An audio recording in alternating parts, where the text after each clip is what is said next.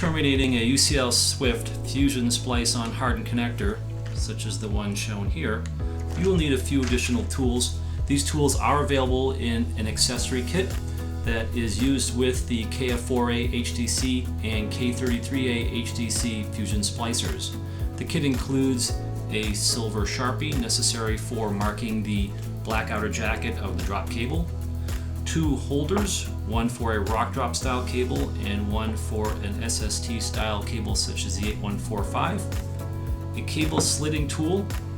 This tool here will slit the outer jacket of a flat drop cable, a snap drop cable arm. This device attaches to the side of the fusion splicer and helps hold the cable in place while you're working on it. A slitting tool that is used to remove the toner wire for a drop cable that has a toner wire attached to it. A crimp tool used to secure the crimp ring that is part of the termination process, and a heater which is used for melting the heat shrink tubing that is also part of the termination process.